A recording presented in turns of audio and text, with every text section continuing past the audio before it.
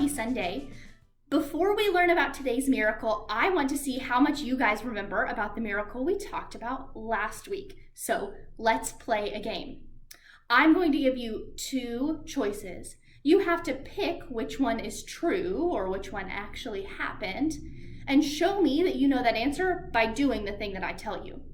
All right, here's our first one. Are you ready?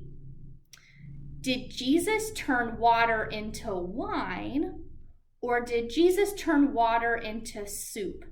If you think that Jesus turned water into wine, I want you to hop up and down.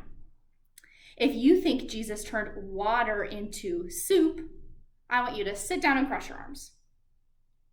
All right, let's see. If you are hopping up and down, you are exactly right. Jesus turned water into wine. All right, here's our next problem. Did Jesus fill jars with water, or did Jesus fill a bathtub with water? If you think Jesus filled jars with water, I want you to flap your arms like a bird. If you think Jesus filled up a bathtub with water, I want you to do some jumping jacks. All right. If you were flapping your arms like a bird, you are exactly right. Jesus filled up 6 stone water jars with water. All right, this is my last question. It's a big one though, so you're gonna have to think pretty hard about it, I bet. Did Jesus do miracles to show people that he was a superhero? Or did Jesus do miracles to show people that he is God? If you think that Jesus did miracles to show people that he was a superhero, I want you to pat your head.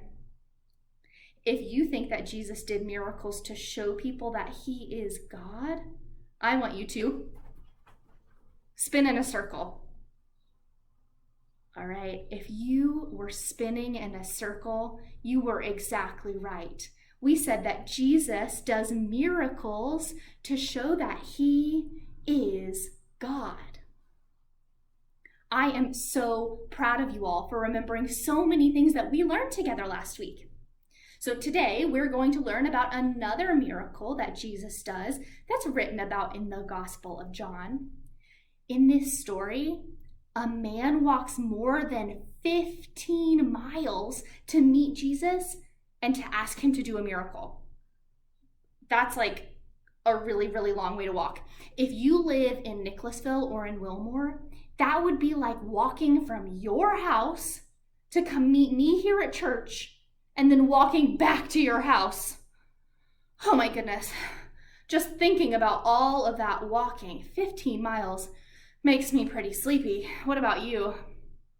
How about we listen to the rest of the story and learn about why the man was walking so far just to meet Jesus?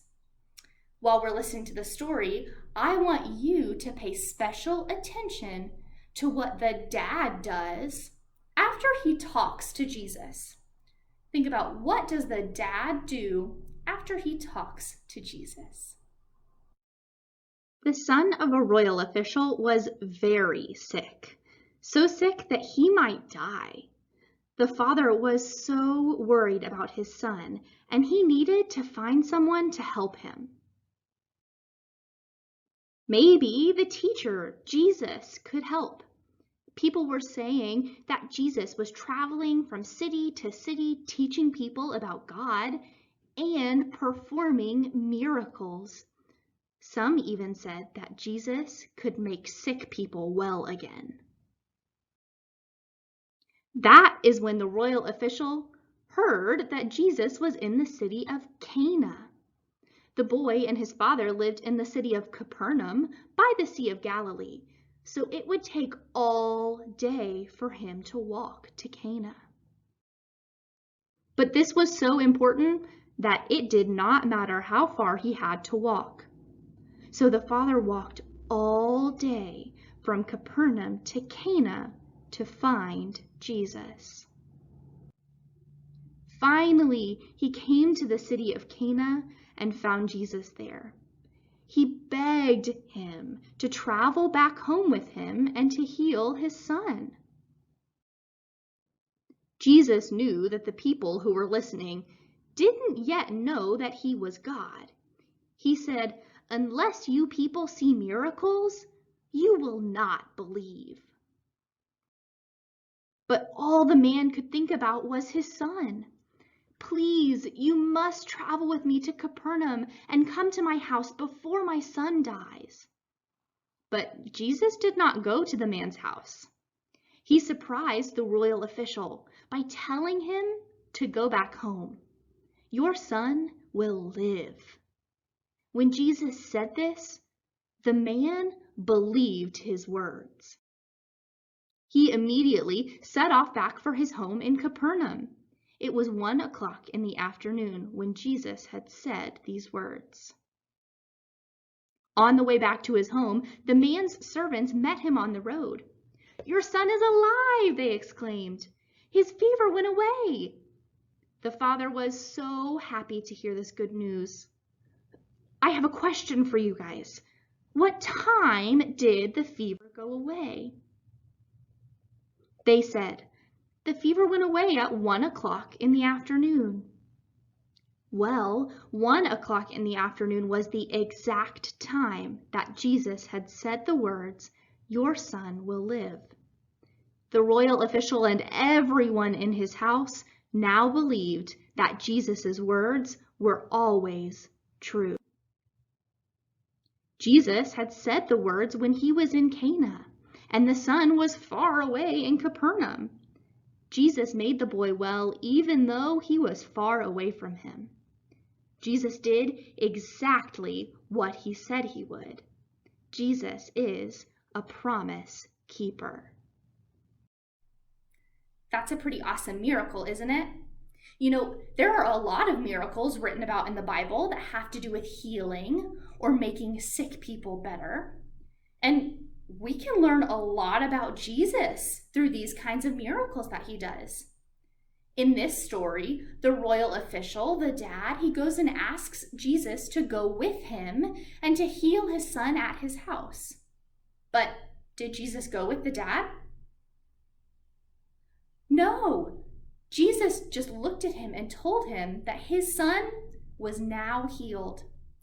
And the official believed Jesus was telling him the truth, and he went and walked the long way back home. In fact, the words that the Bible uses, it says that the official took Jesus at his word. That means that he believed that Jesus would keep his promise. And did Jesus keep his promise to make the son well again? Yes, he did. And the coolest part is that the son even got better at the exact time that Jesus said he would, even though Jesus wasn't right there beside him. How cool is that? Jesus' miracles show that he's a promise keeper.